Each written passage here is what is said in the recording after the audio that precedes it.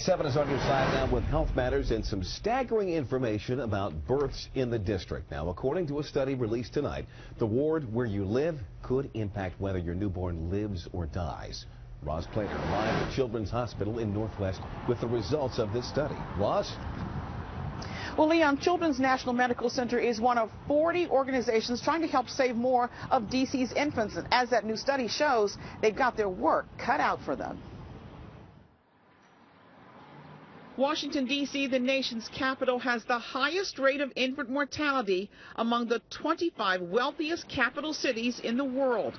That's according to a new study from the organization Save the Children. And using stats from 2012, the study says, in D.C.'s poorest neighborhood, Ward 8, the rate of infant mortality is more than 10 times higher than in the city's wealthiest neighborhood, Ward 3.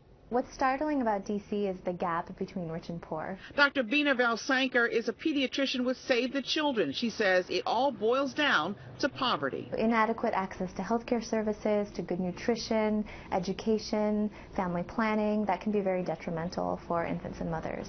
And she says access may still be a problem even when there are clinics in the community. Sometimes you have mothers and families that have to take 2 buses to get to a healthcare facility. It takes 3 hours. They might have to forego a half a day of work.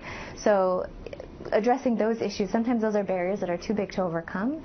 While the stats are pretty astounding, she says there is still reason for hope. D.C. has cut its infant mortality rate more than half the past 15 years, and there are new efforts to combat it. Now, tomorrow morning, you will hear more about what the city is doing, including a new initiative called Stronger Together. You will also hear more about that new study. Live in Northwest D.C., I'm Roz Plater, ABC 7 News.